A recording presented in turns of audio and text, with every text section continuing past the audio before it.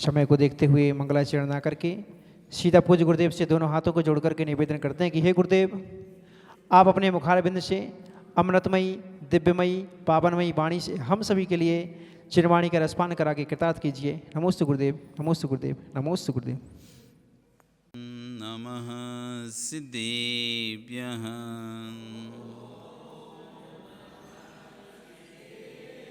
ॐ नमः सिद्धेभ्यः ॐ नमः सिद्धेभ्यः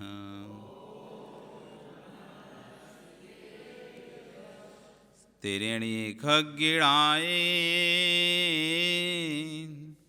रुतारी मोय सिर सिरेणी बिहू आयरी राऊ पसियो परवादीण्यो भव्य जी लोए नमो हरिहंताणं नमो सिद्धाणं नमो आयरी आडम नमो वच्छायाणं नमो लोये सव्य।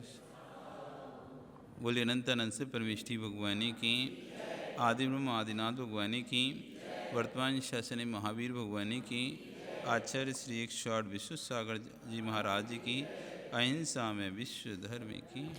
जय बोलिए परम पूज्य श्रमण मुनि श्री अरजीत सागर जी महामुनि राज की, समस्त मुनि संघ की जयकारा गुरुदेव का।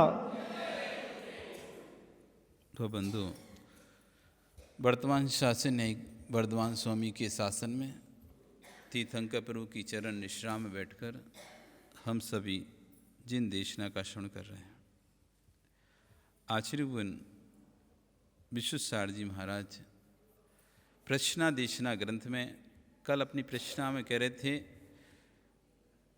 ज्ञान ने नरक नहीं भेजा है, ज्ञान से तो मोक्ष मिलता है। जब ज्ञान की पूर्णता होती है, जब केवल ज्ञान प्राप्त होता है, वही ज्ञान की पूर्णता है। सम्यक दर्शन की पूर्णता तो शायद सम्यक होने से हो जाती है। जैसी शायद सम्यक होता है, सम्यक दर्शन की पूर्णता, इससे अब बड़ा कोई सम्यक तो नहीं होता है शायद सम्यक से। तो शायद सम्यक हो गया मतलब दर्शन मोहिनी कर्म का क्षय हुआ, तो उससे दर्शन की पूर्णता हो गई। अब वो कभी मिथ्यात्म में नहीं जाएगा जीव।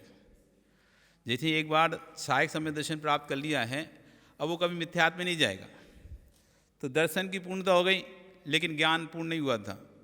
ज्ञान की पूर्णता 13वें स्थान में होगी जब वो केवल ज्ञान प्राप्त होगा, और चार्य की पूर्णता 14वें गुण स्थान में होगी। क्रम से होती है, पहले सम्यक दर्शन, सम्यक ज्ञान, सम्यक चार्य जैसे दिया ना मोक्ष मार्ग। तो सम्यक दर्शन की पूर्णता तो 4वें गुण स्थान में भी हो जाती है अगर वो सहायक सम्यक दर्शन कर लेता। 4वें गुण स्थान में सहायक सम्यक दृष्टि हो सकता है, लेकिन ज्ञान पूर्ण नहीं होता। ज्ञान 6 समय की रहता है। ज्ञान छायक बनता है 13वें गुण स्थान में, केवल ज्ञान, छायक ज्ञान। उसके पहले जितना भी ज्ञान है 6 समय ज्ञान है। इससे पहले 13वें गुण स्थान से पहले जितना ज्ञान होता है वो सब कौन सा होता है? 6 समय ज्ञान होता है, और 13वें स्थान में छायक ज्ञान होता है। और जैसे ही 14वें गुण स्थान सील की 14,000 सील की पूर्णता है, कितने 18,000 सील की पूर्णता, 18,000 सील की पूर्णता होती है, और 14वें गुण स्थान पहुँच के शायद भी पूर्ण हो जाता है। तो कह रहे हैं ज्ञान से कभी नरक नहीं जाता है। ज्ञान की पूर्णता तो मोक्ष दिलाती है, केवल ज्ञान दिखाती है। फिर जो नरक जाते दिखा रहे हैं, ज्ञान में जो उन्होंने कसाय का संयोग कर दिया था उससे जा रहे थे। इसलिए कहा था रत्तो बंधति कम्बम, राग से बंध है, ज्ञान से बंध नहीं है। ज्ञान में जो हम पर वस्तु में राग कर लेते हैं, दूसरी वस्तु को अपना मान लेते हैं, उससे बंद होता है। इसलिए आचार्य कह रहे हैं ज्ञानी देव की भक्ति हो, चाहे शास्त्र की भक्ति हो, चाहे गुरु की भक्ति हो, किसी प्रति सबके प्रति भक्ति होना तो चाहिए, लेकिन राग नहीं करना बैठना। इनकी भक्ति तो करना, देव की भक्ति करना, शास्त्र की भक्ति करना, गुरु की भक्ति तो करना, लेकिन राग मत कर बैठना। क्योंकि जो राग होता है ना, वो दूसरे के प्रति द्वेष खड़ा करता है। जब जब राग होगा तो नियम से एक द्वेष सामने आएगा, क्योंकि हर वस्तु अपने प्रतिपक्ष को लेकर आती है। साथ में लाभ आता है तो अपने प्रतिपक्ष हानि को लेके आता है। तुम्हें लाभ है तो किसी को हानि है, होगी नहीं होगी? तुमको लाभ होगा मनोज तो किसी को हानि होगी। तुम्हारे सोना खरीदा, तुम्हारा रेट बढ़ गया, तुम्हें लाभ हो रहा है, तो जिसने बेचा उसको हानि हो रही है। किसी को लाभ हमेशा हानि के साथ आएगा, राग हमेशा द्वेष के साथ आएगा। किसी से राग होगा तो कहीं ना कहीं द्वेष बढ़ेगा, कहीं ना कहीं द्वेष उत्पन्न होगा। तो कह रहे हैं राग जो होता है वो दूसरे के प्रति द्वेष खड़ा कर देता है। राग नहीं होना चाहिए, वात्सल्य होना चाहिए। देव शास्त्र गुरु के प्रति आचार्य कह रहे हैं भक्ति होना चाहिए पर राग नहीं होना चाहिए। तो राग होता है तो फिर द्वेष हो जाता है। यदि हमें किसी से हो गया तो फिर कोई दूसरा वहाँ आके खड़ा होता है तो हमें उससे द्वेष होने लगता है। नहीं आता समझ में।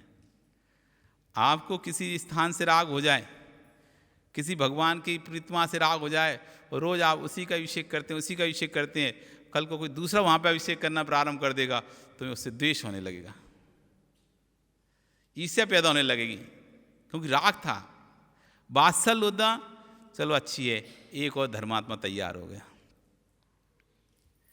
वात्सल्य होता तो क्या सोचते, चलो अच्छा हुआ एक धर्मात्मा और तैयार हो गया, अब मैं नहीं भी रहूंगा, अब इस बात की चिंता नहीं रहेगी कौन अभिषेक करेगा।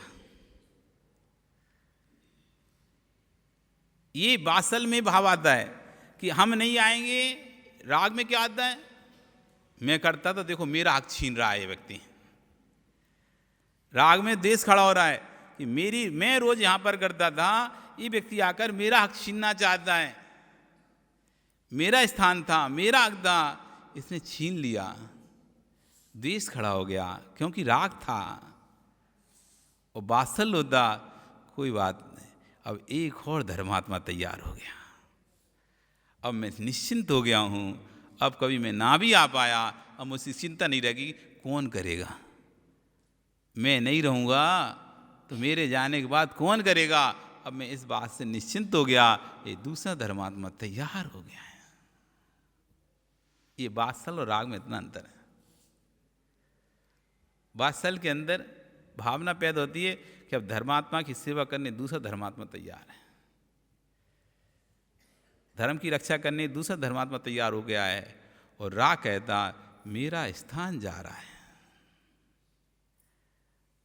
मेरा स्थान है, मैं करता हूं यहां पर, मेरी ड्यूटी है, मैं बचपन से करता आ रहा हूं, मैं 25 साल से करता हूं, तुम आज आकर मेरा स्थान लेना चाहते हो।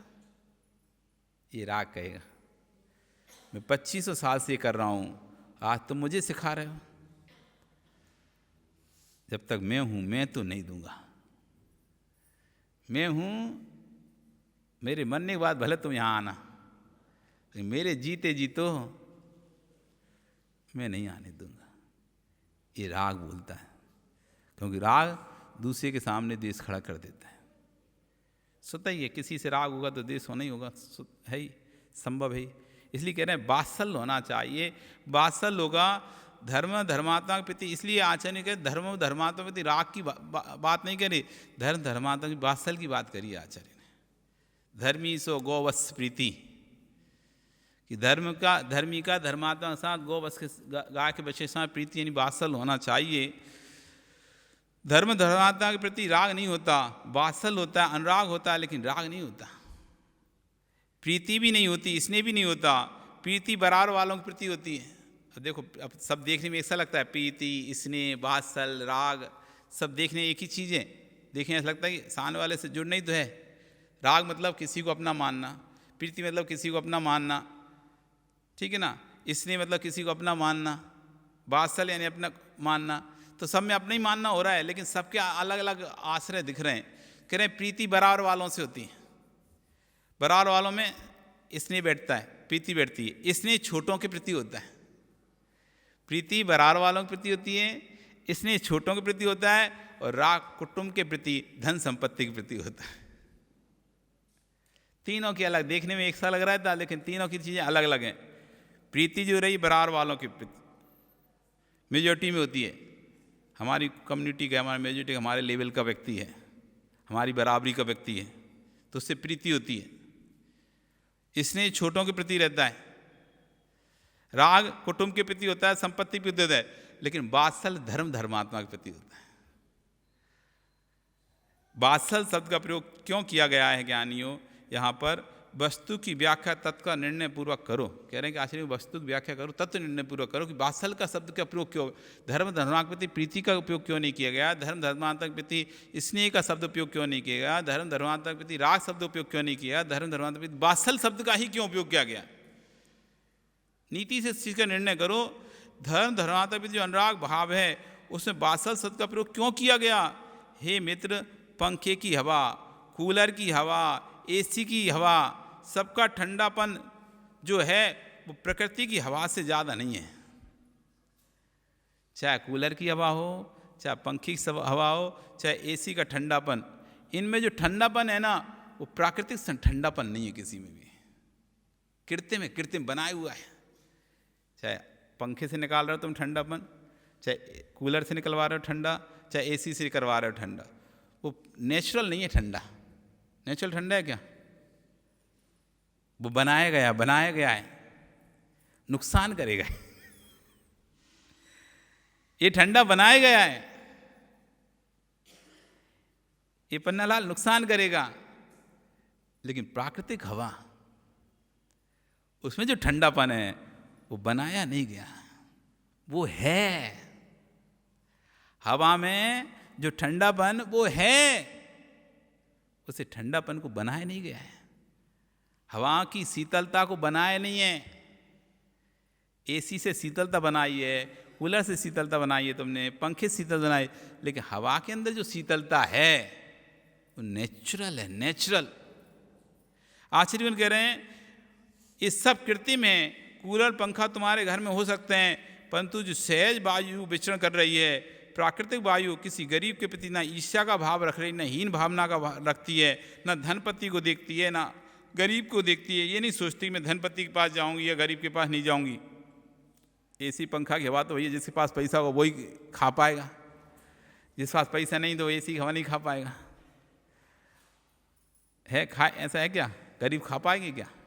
पैसा होगा वही तो खाए ना, एसी के घर में लगा वही खा पाएगा। तो कह रहे हैं कि ये तो भेदभाव कर सकती हैं, एसी की हवा, पंखा की हवा, कूलर की हवा तो भेदभाव कर सकती है, गरीब अमीर को देख सकती है, लेकिन जो प्राकृतिक विचरण कर रही वायु वो ना किसी गरीब को देखती ना अमीर को देखती है। जितनी गरीब के घर में जाती है उतनी अमीर के घर में जाती है, जितनी अमीर के घर में जाती है। ऐसा नहीं है कि अमीर व्यक्ति के घर में ज़्यादा है और हम तो खुला रखें तब भी हमारे घर में वायु नहीं आ रही, और सारी हवा चल के अमीर के घर में चली जाती है। हवा चलती है और हम तो गर्मी में मरते रहते हैं, सारी हवा अमीर ले लेता है। हवा चलेगी तो तुम भी यदि बाहर बैठो तुमको ही मिलेगी, चाहे गरीब हो चाहे अमीर हो। तो आचार्य कह रहे हैं कि जो सहज वायु विचरण हो रही है वो प्राकृतिक वायु किसी गरीब के प्रति ईर्ष्याहीन का भाव नहीं रखती है, ना धनपति देख करके नहीं सोचती है कि मैं धनपति के पास जाऊंगी। जो वायु होती है बिना शल्य के रिश्ती है, बहती रहती है। गरीब के घर में भी हवा उड़ती देखी जाती है, अमीर के घर के यहाँ भी हवा देखी जाती है। हवा सबको सुख देती है, समीर सबको सुख देती है, बात सबको करता है। ऐसी धर्मात्मा प्रति जो वात्सल भाव रहता है, जो एकत्व भाव रहता है, उसका नाम वात्सल है। जो धर्म एकत्व भाव सबके लिए देख रहा है, ना गरीब को देख रहा है। वात्सल की दृष्टि में गरीब अमीर नहीं दिखेगा, राग में गरीब अमीर दिखेगा, अपना पराया दिखेगा, राग में प्रीति में गरीब अमीर दिखेगा, स्नेह में छोटा बड़ा दिखाई देगा। लेकिन वात्सल में ना छोटा दिखाई देता ना बड़ा दिखाई देता, सबके प्रति भाविक सा रहता है। ना गरीब दिखाई देता, ना अमीर दिखाई देता, ना अपना दिखाई देता, ना पराया दिखाई देता। वात्सल में एक दृष्टि रहती है, धर्मात्मा। अब चाहे गरीब हो चाहे अमीर हो, चाहे छोटा हो चाहे बड़ा हो, चाहे अपना हो चाहे पराया हो, धर्मात्मा, धर्मात्मा। धर्मात्मा में भेद नहीं, वात्सल में भेद नहीं है। माया मिथ्या निधान रहित होता है वात्सल। जब भी मुनि बनो, महामृति बाद में बनना, पहले सम्यक दृष्टि बनने के लिए 8 अंगों को धारण करना। आचार्य कहने मुनि बनने के भाव हों, आर्य बनने के भाव हों, तो व्रतों को बाद में धारण करना, पहले सम्यक दृष्टि को धारण करना। सम्यक दृष्टि बनना, 8 अंगों को धारण करना। उसमें एक वात्सल्य नाम का अंग है। 8 अंगों में कौन सा अंग है? वात्सल्य नाम का अंग है। पहले सम्यक दृष्टि बनो। मिथ्यात्व के जहर को निकाल कर फेंकना पड़ता है पहले। ज्ञानियों, बात्सल सल से रहित जो परिणाम है, कसाय से रहित जो परिणाम है, देश से रहित परिणाम है, राग से रहित परिणाम है, उनका नाम है बात्सल। जिस परिणाम में न राग है, न देश है, न कसाय है, न सल है। ज्ञानियों, धातु किसी भी देश की हो पर छाती से लगाता है, ऐसे ही मित्र चैतन्य धातु अब भगवान आप किसी देश की हो उसे हृदय से लगाना। जैसे कहते हैं ना, आप सोना चांदी कहीं से ही खरीद के ले आओ, चाहे अरब से ले आके आओ, अरब कंट्री से, चाहे अमेरिका से ले आओ, चाहे बर्मा से ले आओ, कहीं से ले आओ, तो उसको छाती से लगाए फिरता है। धातु को कह रहे हैं कि जिस धातु है उसमें भेद नहीं करता कि अरब की धातु है तो मैं इसको नहीं पहनूंगा, ये यूएसए की है कि ये बर्मा की है कि चाइना की है कि इंडिया की है। कहाँ की धातु को किसी देश की हो पर उसको अपने गले लटकाए, माला बना लिया, कुछ भी कर लिया, लॉकेट बना लिया, लेके आया। तो कह रहे हैं जैसे धातु किसी भी देश की हो उसे छाती से लगा के रखता है, ऐसे ही चैतन्य मित्र चैतन्य धातु भगवान आत्मा किसी भी देश की हो उसे हृदय से लगाना। प्रत्येक जीव चैतन्य धातु है, कोई सी देश का जीव हो उसको अपना मानना। ऐसा कोई जीव द्रव्य नहीं है जो चैतन्य धातु ना हो। चैतन्य धातु है, किसी के घर में लाल कपड़े का थैली होती है, किसी घर में पीले कपड़े का थैला होता है, किसी घर में सफ़ेद कपड़े का थैला होता है। थैला सामान भरने का थैला। ज्ञानी शरीर थैला है, किसी की गोरी चमड़ी है तो किसी की काली चमड़ी है। हे मित्र, ये थैले के रंग है, थैले के रंगों को मत देखो, देख सको तो इसके भीतर रखा सोना की धातु को देखो। अब अलग अलग दुकान से लेके आते हो ना आप, तो किसी का बैग कुछ रहता है, देते ना बैग सामान रख के, सोने का सामान रख के देते हैं। तो कुछ ज्वेलरी अपना अपना सबका ट्रेंड होता है, कोई नीला वाला डिब्बा में रख के देता है, तो कोई लाल वाले डिब्बा में रख के देता है, तो कोई पीले वाले थैले में देता है, कोई नीले वाले थैले में देता है, कोई हरे वाले, कोई लाल वाले, अलग अलग थैले में सोना लेके आते हैं लोग, खरीद करके लाते हैं दुकानों से। ये डिब्बे हैं, पर जो धातु है वो तो सब में एक ही है, स्वर्ण धातु है। ऐसी शरीर के रंग भले अलग अलग हो सकते हैं, देश अलग हो सकते हैं, राष्ट्र अलग हो सकते हैं, लेकिन सबके अंदर एक चीज़ है, भगवान आत्मा। सबके अंदर कौन विराजमान है? ये भगवान आत्मा है। इनमें से ही चाहे तुम्हारे शरीर की आत्मा हो, चाहे हमारे शरीर की आत्मा हो, चाहे इनके शरीर की आत्मा हो, इनमें से कोई ना कोई आत्मा भगवान बनेगी। ये नहीं कह सकते तुम्हारे शरीर में रहने वाली आत्मा ही भगवान बनेगी, हमारे शरीर में रहने वाली आत्मा ही भगवान बनेगी, इसके शरीर में रहने वाली आत्मा भगवान नहीं बन सकती। इसमें से कोई भी आत्मा भगवान, जिससे हम द्वेष कर रहे हैं वो आत्मा भगवान बन सकती है। हो सकता है हम जिससे द्वेष कर रहे हैं वो बनने वाले आगामी भगवान हो। हम जिससे नफरत कर रहे हैं, ईर्ष्या कर रहे हैं, वो बनने वाला आगामी भगवान हो। हम तो ईर्ष्या करके, कसा करके कर्म बंद कर लेंगे और वो बनने वाला भगवान आगे जाके कर्म काट के भगवान बन जाएगा। उसका तो कुछ नहीं बिगड़ा, पर हमारा ईर्ष्या से, द्वेष से कर्म का बंध जरूर हो गया। एक पन्ना के दादा थे, उनकी आंखों से दिखता नहीं था, पर वे दिन में 2 बार भगवान के दर्शन करने जाते थे। ये कह रहे हैं कि दादाजी थे, उनको आंखों से दिखता नहीं था, लेकिन वे दिन में, मनोज कितनी बार? 2 बार। कितनी बार? 2 बार दर्शन करने जाते थे। इतने गुरु भक्त से पड़ोस के किसी भी बच्चे को पकड़ा और मंदिर आ गए, हाथ पकड़ के आ जाते थे मंदिर। साधु की भैयावती भी करने जाते थे। आप लोग भी जाते हो ना, कभी कभी आते हो, जो रोज आते हैं, रोज भी आते हैं। तो कह रहे हैं साधु की भैयावती करने भी जाते थे वे। उनसे एक व्यक्ति ने पूछ लिया, आप दर्शन करने जाते हो पर आपको तो भगवान दिखते नहीं है, आपकी तो आंखें तो है ही नहीं है, कितना फिर क्यों मंदिर जाते हो? अरे आंख वाले तो मंदिर नहीं जा रहे आजकल, और आप बिना आँख के, आपको तो भगवान नहीं दिखते। आँख वालों को तो भगवान दिखते हैं, वे तो मंदिर नहीं जाते, लेकिन आपको तो भगवान दिखते नहीं है, फिर भी आप मंदिर क्यों जाते हो? तो कह रहे हैं, उसने कितना सुंदर उत्तर दिया, भैया अंधे हम हैं, भगवान नहीं है। अंधे हम हैं, भगवान नहीं है। हमको भगवान नहीं दिखते, पर भगवान के ज्ञान में हम नहीं दिखते, ऐसा तो नहीं है ना। उनके ज्ञान में तो हम दिखते होंगे ना, हम दिन में 2 बार आते हैं। अंधे हम हैं, हमें भगवान नहीं दिख रहे, लेकिन भगवान के ज्ञान में तो हम दिख रहे हैं ना। हम उनके दर्शन करने के लिए 2 बार जाते हैं। उन्हें दिखना चाहिए उनके ज्ञान में, हमें दिखे नहीं दिखे चलेगा। आपको भले नहीं दिख रहा कि आप ईमानदारी से काम कर रहे हो, आपको नहीं पता दिख रहा है कौन आपको देख रहा है, लेकिन सीसीटीवी कैमरे से बॉस अपने कैबिन में बैठा बैठा आपको देख रहा है कि आप समय से आते हो, समय से जाते हो, ईमानदारी से करते हो। उसके देखने से फायदा है, तुम उसको कैमरे को देखो, तुम्हें क्या फायदा है? बॉस तुम्हें देखेगा, जब तुम्हें ईमानदारी देखेगा तो प्रमोशन तो बॉस को करना है ना। प्रमोशन किसको करना है? प्रमोशन को बॉस को करना है। वो देख रहा है कैमरे में कि हम रोज आते हैं, समय से आते हैं, समय से जाते हैं, ईमानदारी से करते हैं, तो प्रमोशन वो करेगा। हमको कैमरे देखने से कौन सा हमारा प्रमोशन हो जाएगा? हम उसको देखते रहें बॉस को, तो हमारा प्रमोशन नहीं होगा। बॉस हमें देख ले कि हम समय से आ रहे हैं, समय से जा रहे हैं, ईमानदारी से अपना काम कर रहे हैं, तब तो प्रमोशन होगा। किससे प्रमोशन होता है बताओ? बॉस देखता है ना आपकी फाइल कि भैया तुम फाइल को देखते रहो, बॉस को देखते रहो, तो प्रमोशन हो जाएगा क्या? तुमको बॉस देखना चाहिए तो तुम्हारा प्रमोशन हो जाता है। तो ऐसे ही कह रहा है कि मैं तो अंधा हूँ होने पर भी बाद में उनके द्वार पर आता हूँ। उनको ज्ञान में है कि मेरे द्वार पर एक अंधा भी आता है।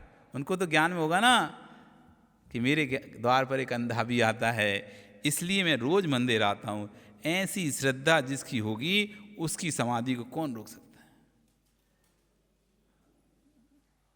कौन रोकेगा? इसलिए एक्सपेक्टेशन बिल्कुल मत करो, आप तो बस करो। आप अपना कर्तव्य करते जाओ, कर्तव्य करते जाओ। देखने वाला देख रहा है इसकी भक्ति को, इनकी श्रद्धा को, अपने आप वो आपको प्रतिफल दे देगा। आप बार बार कहोगे हम इतना करते हैं प्रतिफल तो मिलता ही नहीं है, इतना करते हैं प्रतिफल तो मिलता ही नहीं है। नहीं भैया, श्रद्धा में अपने आप इतनी शक्ति है, बिना कहे बिना कुछ बोले सब कुछ मिल जाता है, बिना कुछ बोले भी। ज्ञान ये कभी मत सोचना कि सामने वाला मुझको कैसे देखता है, ये सोचना कि सामने वाले को कैसा दिखता हूँ। तुमको कौन कैसा देखता है उसकी आँख है। कोई तुझे शत्रु के रूप में देख रहा है, तुम चिंता मत करना। हमें शत्रु के रूप में देखे, कोई हमें असाधु के रूप में देखे, वो नहीं देख रहा मुझे साधु के रूप में, कोई चिंता नहीं करना। हमारा साधु स्वरूप उसके देखने से नहीं है, हमारा साधु स्वरूप तो हमारे अंदर है। कह रहे हैं कोई आपको शत्रु या मित्र देख रहा है, बुरा देख रहा है, आप चिंता मत करो, उसकी दृष्टि है, वो आपको अपनी दृष्टि से जैसा देखना चाहे देख सकता है। मुझे साधु नहीं मानने वाले से हम असाधु नहीं हो जाएंगे। कोई हमें साधु नहीं माने तो हम असाधु नहीं हो जाएंगे, और कोई साधु मानने से हम साधु नहीं हो जाएंगे। मुझे साधु नहीं मानने वाले को हम साधु मानते हैं, ये साधु की पहचान है। ध्यान रखना, भौंकता भौंकता कुत्ता आए तो डरना मत, वो काटता नहीं है, काटने वाले भौंकते नहीं हैं, चुपके से काट कर भाग जाते हैं।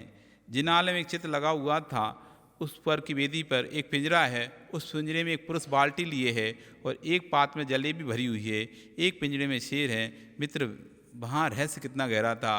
कभी मच्छरों से मत घबराओ, जब भी काटते हैं तो आवाज़ देकर काटते हैं। मच्छर जब भी काटता है तो बोलकर काटता है, लेकिन उन लोगों से जरूर घबराना जो शांत रहते हैं और पीछे से काट जाते हैं। आचार्य ने कहा मच्छरों से मत घबराओ। मच्छर तो कम से कम जब भी आए तो करेगा, भुनभुन करेगा, तो समझ में आ जाएगा मच्छर आ गया काटने के लिए। लेकिन आचार्य मच्छर से मत घटाओ, वो तो जब भी काटता है आवाज़ दे के काटता है, लेकिन उन लोगों से जरूर घबराना जो ऊपर से शांत रहते हैं और अंदर से काट जाते हैं, पीछे से काट जाते हैं। जब जब तुम्हारी कोई निंदा करे तो रोना मत, निर्णय कर लेना कि अब लगता है कि मेरी ख्याति फैल चुकी है। जब ज़्यादा ख्याति फैलती है ना तभी निंदा बढ़ती है। जब तक ख्याति नाम नहीं होता तो निंदा भी नहीं होती। निंदा उसी की है जो जिंदा है, मरेगी तो फिर लोग श्रद्धांजलि देते हैं। निंदा उसी करते हैं जो जिंदा है, मरे को तो श्रद्धांजलि देते हैं, उसकी तो फिर अच्छी तारीफ ही करते हैं, मरे की बुराई नहीं करते। मरने के बाद तो कोई बुराई नहीं करता, ठीक है अच्छा जो है वो तो मर गया, छोड़ो बुराई क्या करना। तो मरे को तो तारीफ मिलती है, जिंदा को निंदा मिलती है। साल भर आम का वृक्ष खड़ा रहता है, कोई एक पत्थर मारने नहीं आता, और जैसे ही उसमें आम लगते हैं वैसे ही लोग पत्थर मारना शुरू कर देते हैं। तो आचार्य कह रहे हैं कि यदि कोई निंदा आपकी करे तो समझ लो आपकी ख्याति बढ़ने लगी है, तभी निंदा हो रही है, आपका टीआरपी बढ़ गई है। क्या टीआरपी बोलते हैं ना, हैं टीआरपी रेटिंग, ये बढ़ गई है, इसलिए निंदा भी करने वाले बढ़ रहे हैं। क्यों? साल भर वृक्ष कोई ने पत्थर नहीं मारा था, अब पत्थर मार रहे हैं, मतलब वृक्ष में फल आ गए हैं, वृक्ष में फल आ गए हैं, इसलिए पत्थर मारे जा रहे हैं।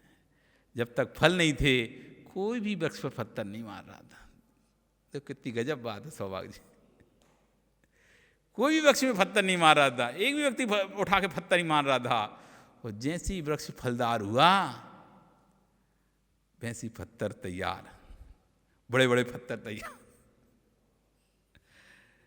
कोई एक पत्थर मारने नहीं आता था, और जैसे ही फल लगते हैं तो बेरी और आम के वृक्ष में पत्थर खाने पड़ते हैं, तो दूर से समझ में आने लगता है कि फल पच चुके हैं। साधना साध विज्ञान मनुमानव, ऐसी जब जब तुम्हारी निंदा फैलने लग जाए तो तब समझ लेना कि मेरी प्रशंसा के फल लग चुके हैं।